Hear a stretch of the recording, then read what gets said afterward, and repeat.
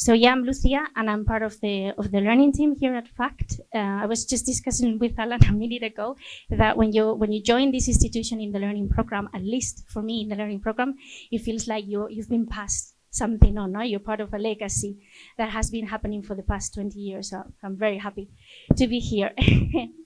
So I'm going to tell you a little bit about the three people that are joining me here today. I'll do a quick intro about how we have structured this conversation, and then a quick intro for you guys about the things that we've been discussing.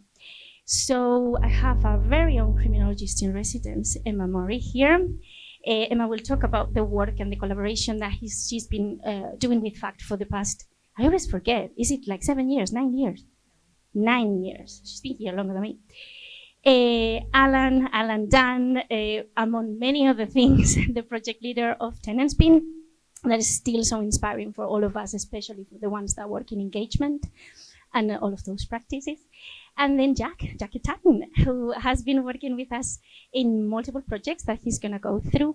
And also, I love how Jack defines himself. Among other things, he's a bureaucracy activist, which is the best role ever.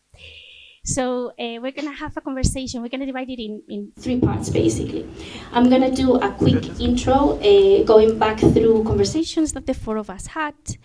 And then each of them are going to talk for approximately 10 minutes. So you have, sorry, Eddie, they have longer than you. We give them 10 minutes.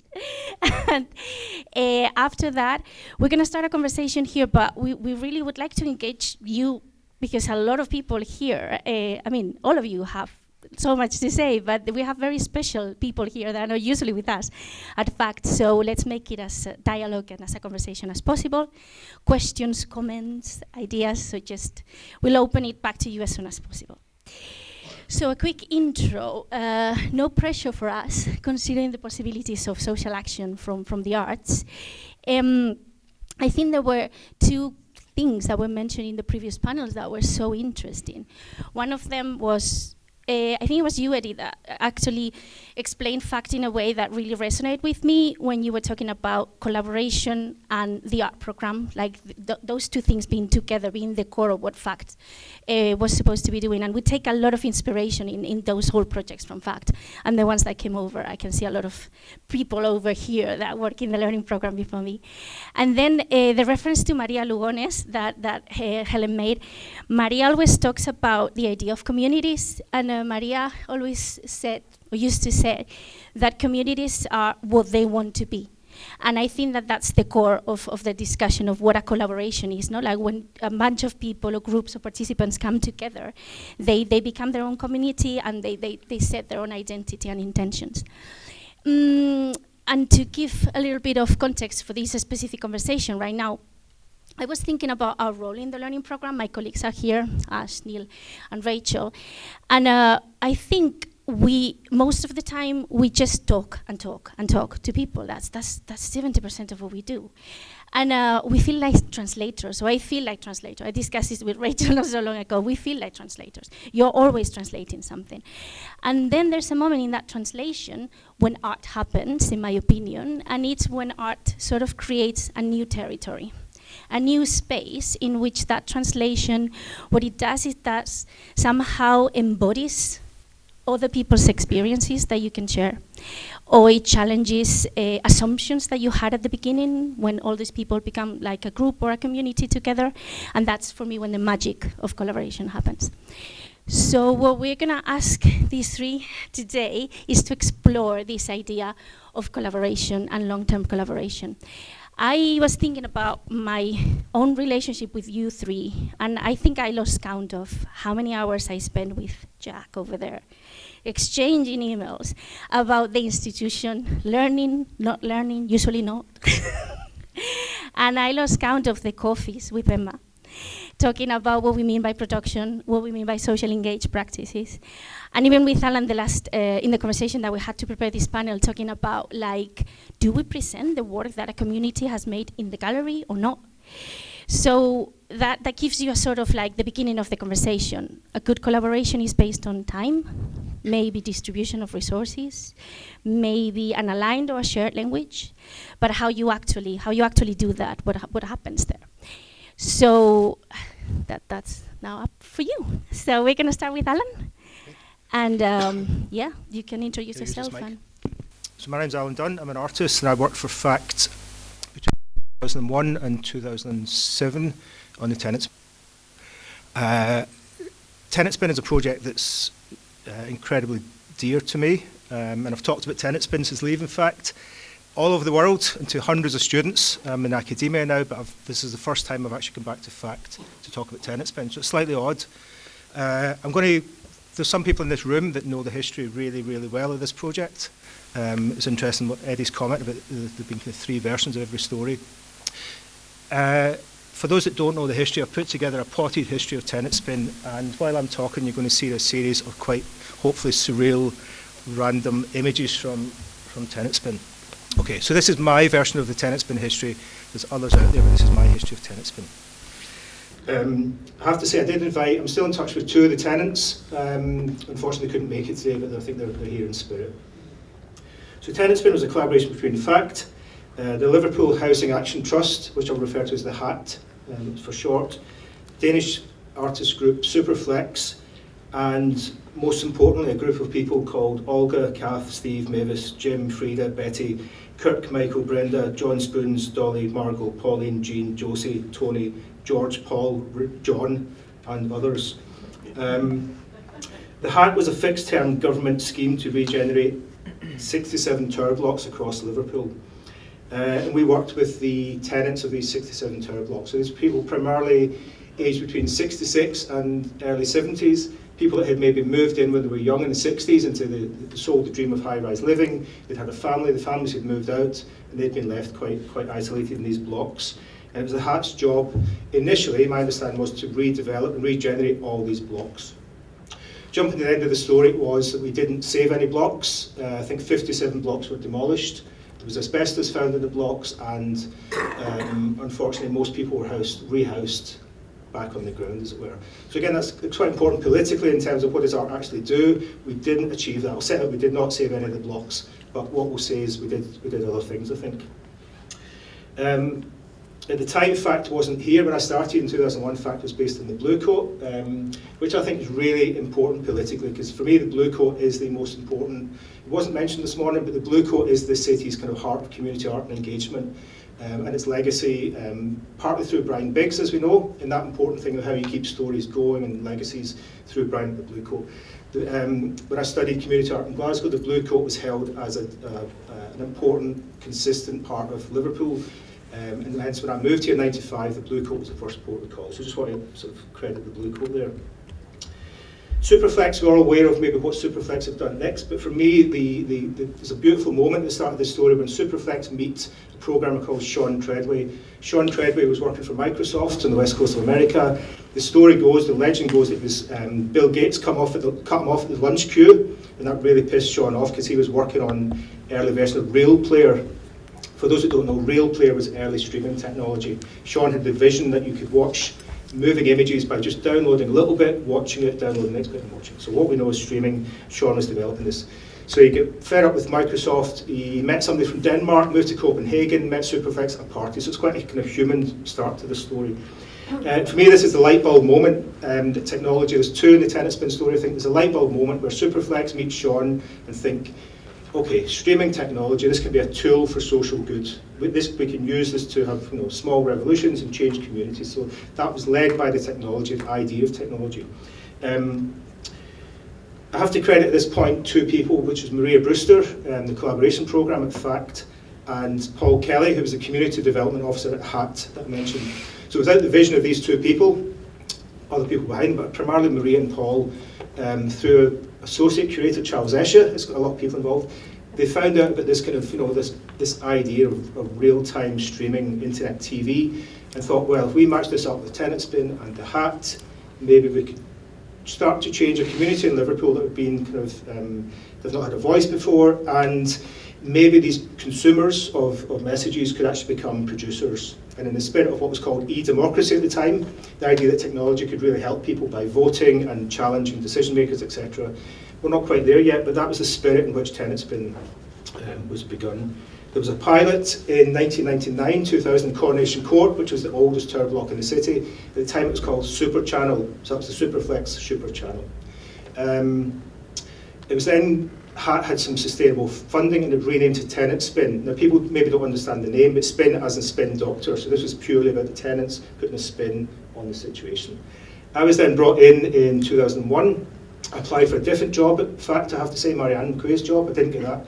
But I was offered this other interesting kind of role, sort of leading Tenant Spin. In a sense, it was a kind of bus that was built. I was given the keys to sort of drive it in any direction. And in the first day on the job, in the blue coat, Eddie summoned me into his office and said, I would quite like to, this Tenant Spin kind of didn't really exist at that point, to become a kind of globally recognised, respected engagement community project. Again, that was another light bulb moment. To have that level of kind of faith and belief in a community project was the real fuel that fired kind of Tenant Spin. To set the bar that high, but in fact, for this project was in a sense why we're here today.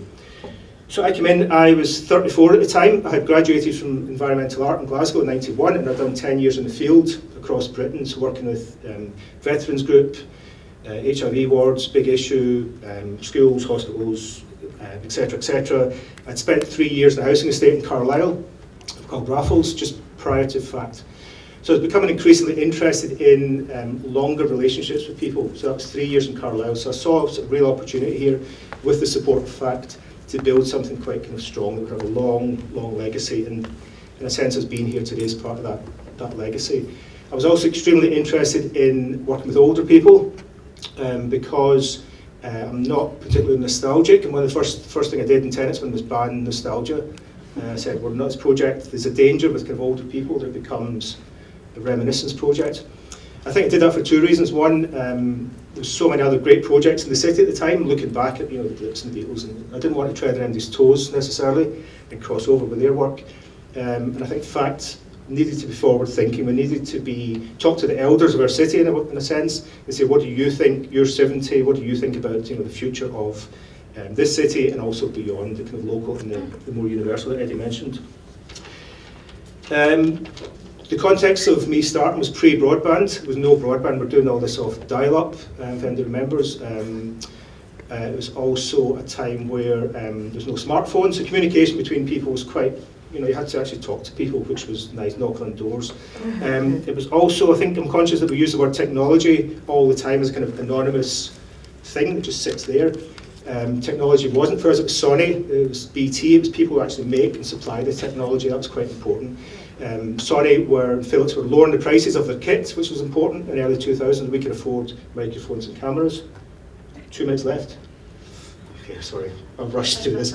But also at the time, it was, and that becomes important later on in terms of the scale of Tenant Spin. So I'll rush through. Okay, the introduction took a little bit longer there. So basically, Tenant Spin in essence was a weekly 1 hour broadcast of webcasts. This was a bit like a football team performing. This was the weekly kind of public side of Tenant Spin. Behind it, we ran kind of training programs. We trained the tenants to become producers. We varied the topics between the kind of social housing and political subjects and more kind of cultural. So we did artist commissions. For example, smart homes, ethical banking, the paranormal, skateboarding. We had the local MPs on Tenant Spin to kind of grill them. We did a lot with the Hills for Justice campaign, who really respected us as an independent media outlet. Football, healthcare. Another light bulb moment, we did a show about cryonics.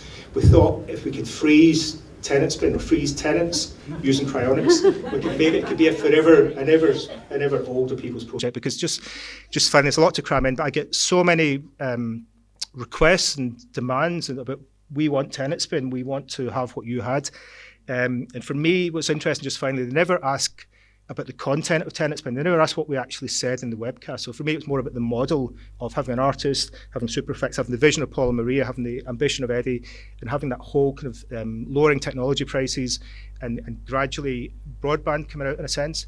So in a sense, for me, the work that Emma's going to talk about is Tenant Spin, is the iteration of Tenant Spin. If we can forget the notion that it's a TV channel, I think FACT's iteration of Tenant Spin has become our next speaker. A lot more to say, but I'll leave it there. No, it's fine. Okay, a little bit. Okay. Stop the applause. Carry on. Sorry. I do want to just mention two other projects. One, we did a fantastic project with Jeff Young, Liverpool writer, and this idea of banning nostalgia. I was really interested. I've been working with the Blue Coat a lot recently on a dementia project. So I'm really fascinated working with old people, but again, not talking about the past. So the project with Jeff was set way ahead in the year 2040. So it's about using the act of remembering, but if you remember the present, you're setting it in the future, in a sense. So it's the act of remembering, but then remembering doesn't take you back to the 60s. So that was a key project. Tenants Bin was often invited to be represented around the world at festivals and major, got bigger and bigger and bigger, the attention. We always refused to send just pictures or a video. You had to have the tenants with you. So we travelled with the tenants en masse to New York and the Fluxus and Malmo, Copenhagen, all over. And for me, that's interesting because if you ask why Tenants Bin's still important, there's the how question, and Joan Burnett was mentioned earlier, and Joan, in fact, has been the #1 advocate of Tenants Bin. So like thousands of people have visited this building, and members of staff. Joan Burnett always mentions Tenants Bin, which is really, really important. I've also talked about Tenants Bin to hundreds and hundreds of lots of generations of students. And there are some articles out there and a little bit of an archive, but it's an invisible project. You cannot come to Liverpool and see Tenants Bin. You've got to talk to people. And I think that's what Kath and Olga and Dolly and Kath would have wanted. So that's it.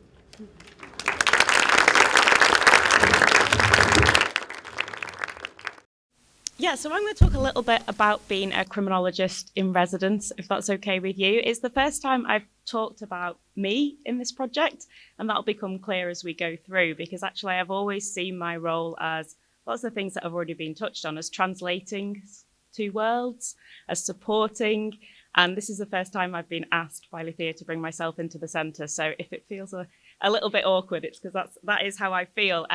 But what has my experience been at FACT, and how did I become a criminologist in residence? I get asked that question all the time. And I think the answer is slowly, very slowly. Becoming a criminologist in residence crept up on me. We didn't set out for the project to have a criminologist in residence, certainly not in 2014 when I first came to FACT to meet Emily G, just to talk about the justice sector. As the community programmes at that point were starting to think about perhaps working with justice affected communities. And at that point, I was just kind of here to raise any issues that might occur, give some support, and so on. Why am I still here? I'm still here because I don't think I've ever been so altered by anywhere. And every time I come to FACT, I'm different. We have a standard joke in my house, actually. My husband said, I can't wait to see who you are later if I'm coming to FACT. So actually, from somebody who spends a lot of time in universities, that it's been incredible. So first of all, thank you for inviting me to say something at this panel. I'm quite emotional. So when I thought about coming to the end of what will be a decade of FACT next year, I suppose I thought a lot about Alice in Wonderland, and perhaps I could have called this talk Emma in Wonderland, because I can't go back to who I was yesterday. I can never unsee the things that I've seen. I can never think about my own practice as a criminologist, again, without questioning, am I really engaging participants? Am I really asking the right questions? Have I spent enough time? How am I sharing their story? And that's what I've learned from all of the artists that I've worked with here. And I suppose before I kind of come to the end, what I hope to do is to create a type of criminology that harnesses the methodologies that you all use, and to get us to think very differently about how we engage communities and how we share people's stories. Because maybe other criminologists are very good at that, but my own practice was certainly lacking until I came to FACT. So, yeah, I mean, such is the nature of long-term collaboration. It should change you, and it certainly has. There's been a lot of time, as Lithia said, an awful lot of coffee, an awful lot of patience. We speak different languages. Just the very notion of having a criminologist in such a political space, to challenge the notion of criminology, and then for me to spend a lot of time talking about the type of criminology I do and finding those kind of spaces, which is all about social justice, change and activism. And there are lots of criminologists that engage in that practice. So it took a lot of time. I think that kept me at arm's length a little bit. And I just kept coming back extremely eager to learn a little bit more. So what I thought I'd do, if it's okay, is just share the 3 journeys that I think underpin 9 years. So the first journey is, how do you bring criminology to fact? Okay, this is a journey that took place over 4 years, predominantly in conversation with Emily G, Mark Wright, who's in the audience, and also Mike. What did it mean? How did I then, I suppose, bring these understandings of the justice sector and the context? The sort of criminology that I do outside of fact is all about challenging social order, representation, problematizing the unproblematized within that sector, so that we were able to find a space where we could have dialogue, where we could have conversation, where we could share literature, and where we could think about how we might start to disrupt dominant discourse together. At that point, I only had text. I wrote. That's what we do. So I only had text in which to do that. And the first time I started getting exposed to the sort of work that happens here, both in terms of the production of that work and the sharing of that work, as I say, that was the point that I was completely altered, and I became more and more frustrated. I was already frustrated. Nobody becomes a critical criminologist unless they're frustrated.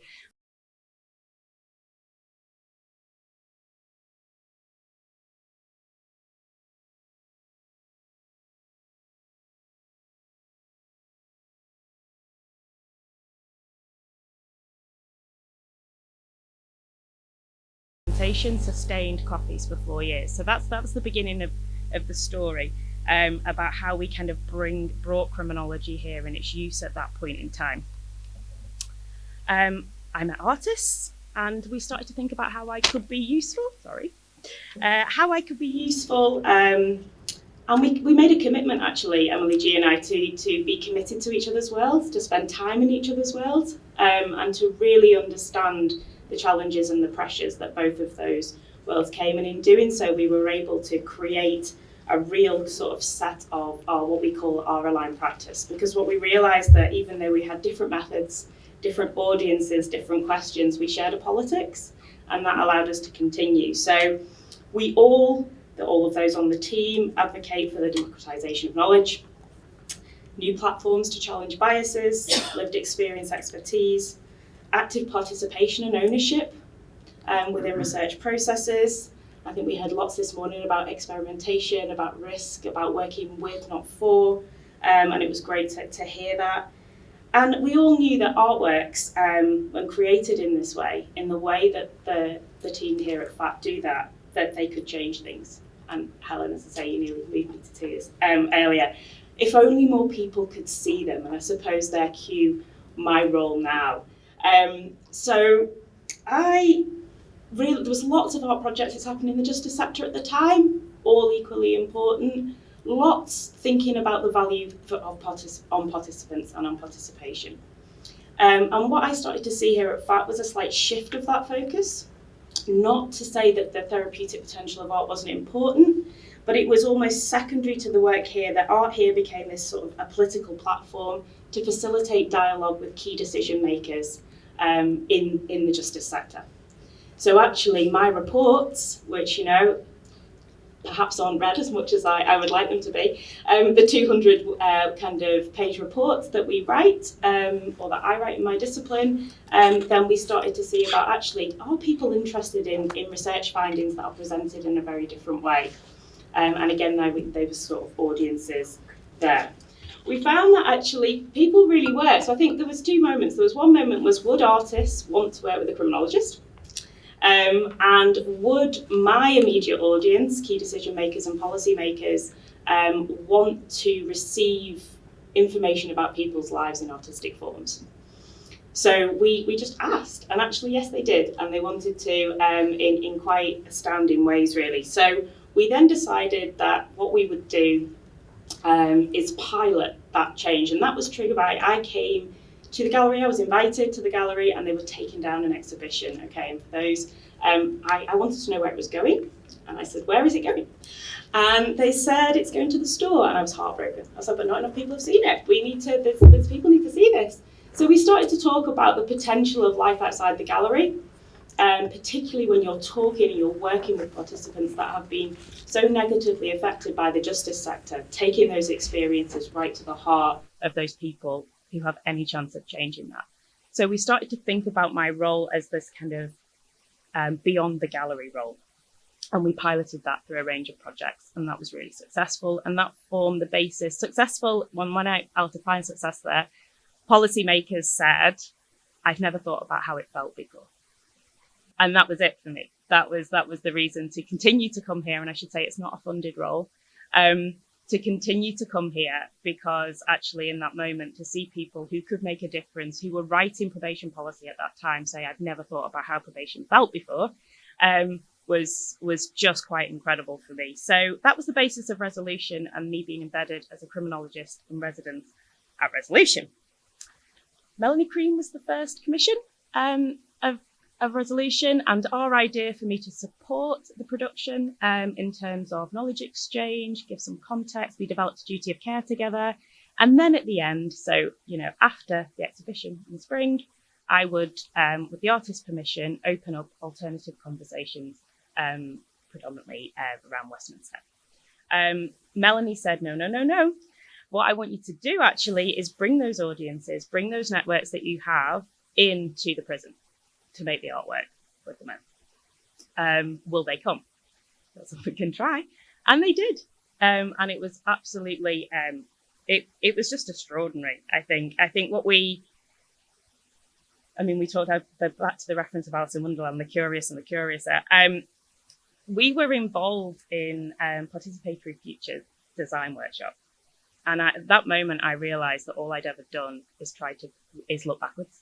The social science I was using was trying to create this one version of truth, even with a footnote that this is only one version of truth. We look backwards. We go to people's lives and ask them exactly about the past. We weren't engaging them in terms of the future. So we learned about the power of collective imaginations, and we learned that, for me, really importantly, everything I understood about participation, lived experience and expertise, we needed those two moments together. These had to be an exchange for me with those people who could make a difference in real time, for them to be committed to that. And imagination itself being a political act and limited. And that, there was an awful lot of learning from there. I'm on my final journey. Yeah. And so the final journey then is kind of what is preparing for what's next, preparing for what I do. No, when Nicola says, okay, that's definitely enough, and I have to go back to social science, completely altered, and I can't make art. So I don't know. I have to. What I've decided, what are the methodologies? What have I learned about participation, about ethics, about expertise, about bringing people together, about conversation, about the types of questions we ask, about asking about the future and about hope. And then being able to value hope as important as people's story, as important in policy change, as any kind of potted recollection of the future. So my job, for the next year, is to wonder how we can do that. And we're in a really exciting space now where actually based on those workshops, we do have key decision makers who are saying, do you know what, we need to think differently. And we're going to take a shot on these sorts of methodologies on live policy issues.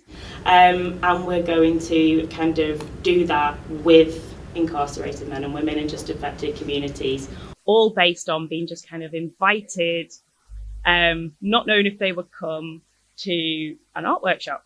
And to have the idea that actually the methodologies, the artworks will have their own life and they're not my artworks. But at the end of 10 years, how I can kind of honour and respect what's happened here at FACT and what's happened for me is to take the beautiful way in which you understand people and sharing and take that back to a space, hopefully, that can do something about the justice sector today. Thank you.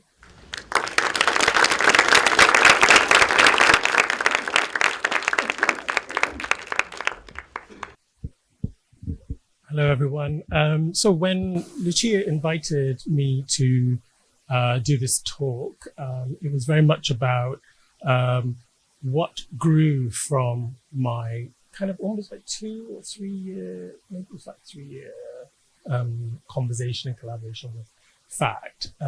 So really, I kind of thought, yeah, okay, so I'm just gonna, I kind of feel this is like a kind of checking back with you, like reporting back on what I did. So is there life after fact, I think is what my talk is about. So I'm gonna set my timer.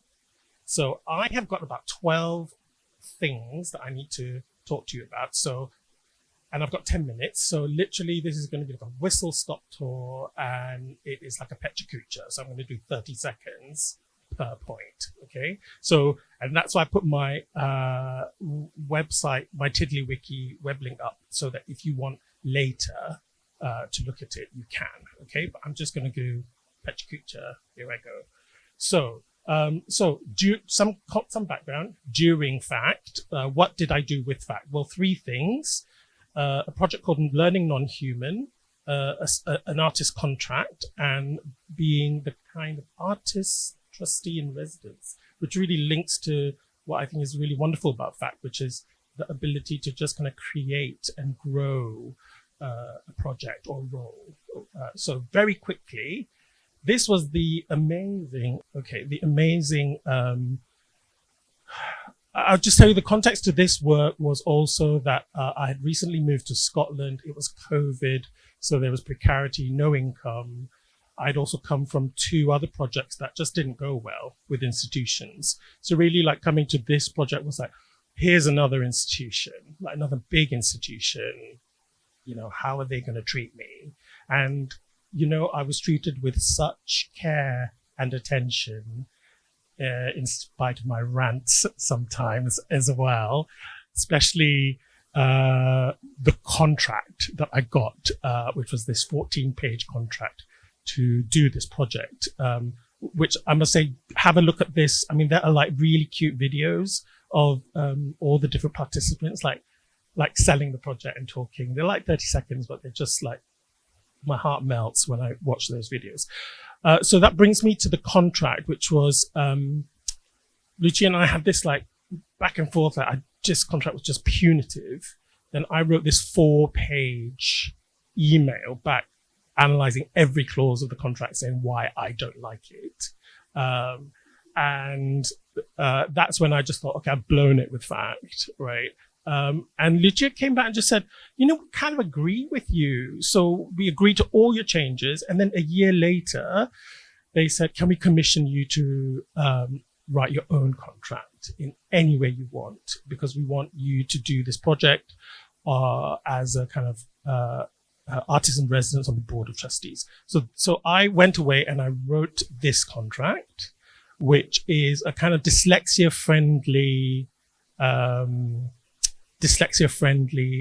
contract, and it's how I can understand a contract with the right color background because of the problems with my eyes, the way an artist understands how work happens in these segments, or the way I understand, like with making, stages in making, presenting, publicizing, documenting, and then really agreed timelines and anything that's difficult to understand in footnotes with emojis, really, just really easy. And so I'm really pleased to say that FACT has gone on to use this contract, with lots of other artists. And I'm really glad to say that actually loads of institutions have taken on this contract and actually used it as well.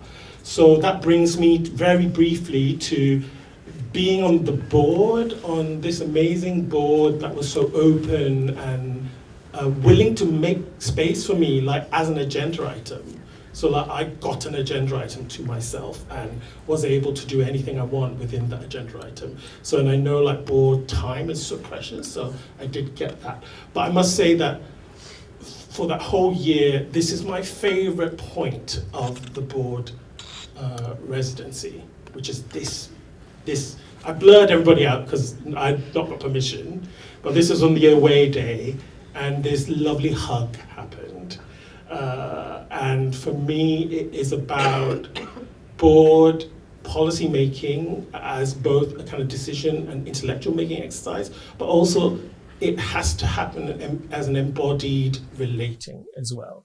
So I just thought, yeah, and the food. So it's like, hugging and food. That's how we should do board meetings. Okay, so those are the projects with fact. Then I think out of the kind of care, it's taken me on a journey of beginning to create. You were asking me like, what's your access rider and stuff like that. I was like, I don't have one. But over the years, like since fact, I've kind of developed a collaboration rider, really. So which contains just like what an access rider is, access needs for dyslexia and everything, but also a statement of my values so that institutions who want to work with me understand where I'm coming from. I'm not saying they have to have the same values, but it's just to know where I'm coming from so that if there is a gap, we know what the work is we need to do to kind of bridge the gap of values, basically. And also it just gives you a warning that if that's not who you want to work with, just don't invite me. It's totally fine. And then it gives you a context of where these values come from, which is the kind of the theories behind the values, which are mainly so far these people on there. Okay, so just very quickly go back. So then life after fact. So Lucia wanted me to kind of just give you a flavor of what I've been doing since then. So here is, so we did that contract, and that contract also now became this contract, which is an anti-racist partnership agreement that Sheffield University invited me to draft with a group of civil society partners they had who were all very diverse. And after a couple of workshops, they realized that, okay, we have a problem with legal language, but not only that, we have a problem with the English language. So for example, like Somali representative said, yeah, we can't fully describe what partnership in our culture means in English. There is just no full concept of that in English. Or a Roma person will say, yeah, the way we want to do a termination clause in a partnership, we terminate in a way, but even the word terminate isn't right. So the English language was a problem. So then we decided, in that case, let's go visual. It's a visual contract. So these images are contractual clauses, but the contractual clauses are backed up with kind of writing of the actual clauses behind. So you can read more of this. Okay, and then this is a project that's maybe really quite good to share with you. Then I went on to work with Contemporary Visual Arts Network London, who invited me with Innova to write a report on all the whistleblowing that's been happening in the sector, artists kind of experiencing institutional racism or direct racism within institutions, and how can the sector respond. So I wrote a report with recommendations, and the recommendations has resulted in a number of projects, but the two projects that CVAN London intend to take forward with me is this one. Okay, these are the four main recommendations I had, but this is a recommendation that I made on creating a sector-wide kind of jury, So the jury would comprise stakeholders from across, and then if a whistleblowing event happens, the jury convenes, and then we co-create the litigation process. So there's no standard litigation process. And that's because complaints procedures and everything in the sector, the whistleblowers just don't have any trust in it. And then the second one is this, which is one of the issues is policy writing is actually across institutions uses very patriarchal and colonial language and concepts. Often policies are written with a kind of military language or extractive language. So this is a recommendation to create a writer's room across the sector where people responsible for language in organizations will come together every month and do creative writing exercises and rewrite their policies in decolonial ways or feminist ways or queer ways. Okay, I've got 1 minute left. Okay. 1 minute. So that just gives you an idea. But I just also want to say with my 1 minute left that it sounds like I just do a lot of consultancy work, but it's all based on, I'm not a management consultant, I'm an artist. So anything I do comes out of being an artist, not being a management consultant or being a lawyer. Because if I'm asked to work with an organization, what I do is I treat the organization like clay. And then I kind of think what I'm doing is sculpting, because I also believe that if we get, shall we say, the aesthetics of the organization right, i.e. balance, timing, attention to detail, embodied understanding, everything that an artist does, if you get that right, you also get the organization right. So it really is a kind of artist-led or arts thinking-led approach to understanding how to do organizations or organizing or managing.